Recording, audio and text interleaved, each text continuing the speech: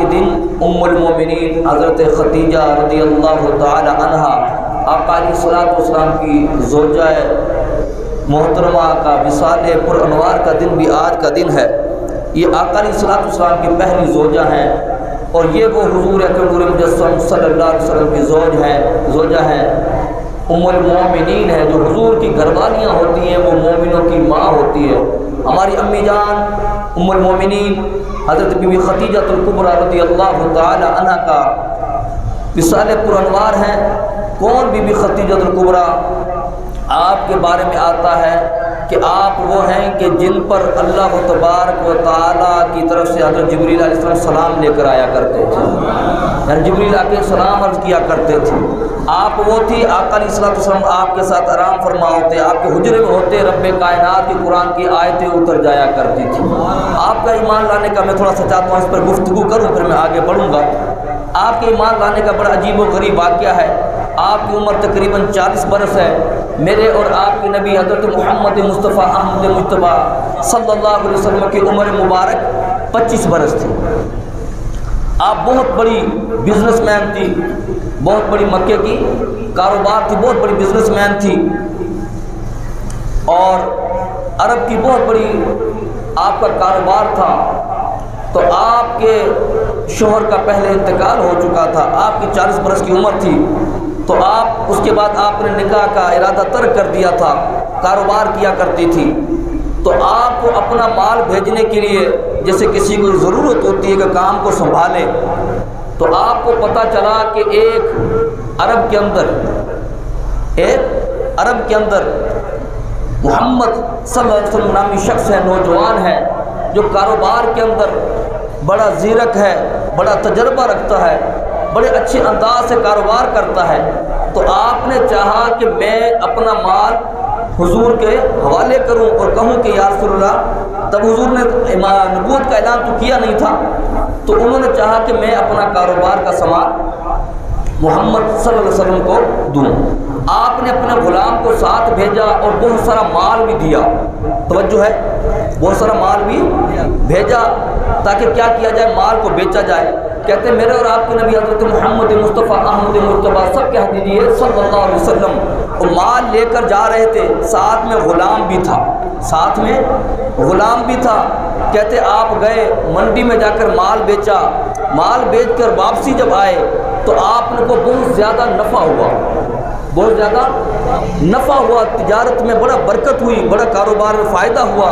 تو آپ نے کیا کیا، اپنے غلام کو بلایا اور پردہ کر کے کرسی کی دوسری طرف اپنے غلام کو بٹھا دیا، خود اس طرف بیٹھ گئی، اور اب پاک باز خاتون تھی۔ آپ نے پوچھا غلام سے کہ بتاؤ کہ تم جب کاروبار کے لیے مال لے کر گئے تو یہ محمد نامی شخص صلی اللہ علیہ وسلم اس نے کاروبار کیسے کیا، اس کا چال چلن کیسا تھا، لین دین کیسا تھا، مجھے کچھ اس کے بارے میں بتائیے۔ اب وہ غلام کہنے لگا کہ میں اپنے مالکن سے کہ باقی باتیں بعد میں بتاتا ہوں، پہلے یہ سنیے۔ کہنے لگا جب ہم جا رہے تھے رستے میں، کہتے جاتے جاتے گرمی تھی، بھوک لگی، کہتے کوئی سایہ نہیں تھا۔ کہنے لگا یہ محمد صلی اللہ علیہ وسلم جس کھجور کے درخت کے نیچے بیٹھا وہ ہری بھری ہو جاتی ہے، سایہ ہو جاتا ہے۔ کہتا بھوک لگی، ہم نے دیکھا کہ کھجور کی اچانک وہ کھجوریں جو تھی نہیں وہ پک کر نیچے زمین پر گرتی ہیں، پک نہ پک کر وہ کھجوریں ہمارے پاس آ جاتی ہیں۔ کہتا میں تعجب میں پڑ گیا، کہا آگے بتاؤ۔ کہنے لگا جب منڈی میں پہنچے تو ہم نے کیا عجیب و غریب معاملہ دیکھا۔ کہا کیا دیکھا؟ کہا جب منڈی میں گئے ہوا یہ کہ بارش ہو رہی تھی، ہم منڈی میں تاخیر سے پہنچے۔ جو لوگ منڈی میں جاتے کاروبار کرتے وہ سمجھتے ہوں گے کہ منڈی میں جانا ہو، خرید و فروخت کرنی ہو تو صبح صبح جانا پڑتا، لیٹ جاؤ تو کہتے منڈی اجڑ گئی، منڈی ختم ہو گئی، مال بک گیا۔ اب اس کے بعد نہ اچھا مال ملتا، نہ اچھے بیپاری ملتے ہیں، نہ اچھے کاروبار صحیح ہے، لوگ خرید کر چلے جاتے ہیں۔ کہتے ہم جب پہنچے تو تاخیر ہو چکی تھی، ہمارا قافلہ لیٹ پہنچا، بارش بھی شاید تھی کہ پورا مجمع منتشر ہو چکا تھا، व्यापारी माल खरीद चुके थे, माल खरीद कर वापसी जाने लगे थे।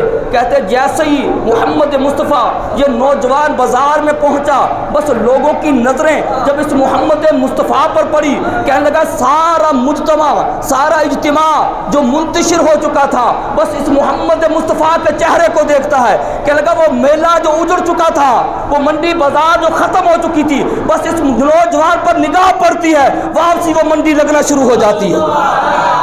का फिर क्या हुआ, का फिर होना क्या था कि लोग माल को कम देखते थे, मोहम्मद मुस्तफ़ा को ज्यादा देख रहे थे। कहता फिर अब इस मोहम्मद मुस्तफ़ा को देखते अब लोगों का रेट बढ़ना शुरू हुआ।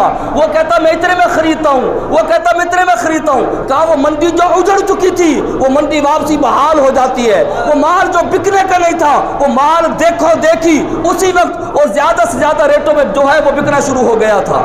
कहा ये मोहम्मद मुस्तफ़ा वो था जब मुंह से बोलता था तो फूल झड़ते थे। कहा ये चलता था ऐसा लगता था जमीन सिमट गई। कहा बस क्या बताऊं, मंडी में जब गए तो कुछ और नजर नहीं आता था, बस जिधर मोहम्मद जाते थे मोहम्मद ही मोहम्मद नजर आ रहे थे। बीबी खदीजा कुबरा के दिल में मोहब्बत पैदा हो गई कि ऐसा नौजवान, ऐसा ईमानदार नौजवान, ऐसा खूबसूरत नौजवान। कहते आपकी ईमानदारी देखकर बीबी खदीजा कुबरा जो पाकबाज खातून थी और मक्के की और अरब की जो है खानदानी खवातीन में नाम आता था, आपने निकाह का पैगाम भेजा।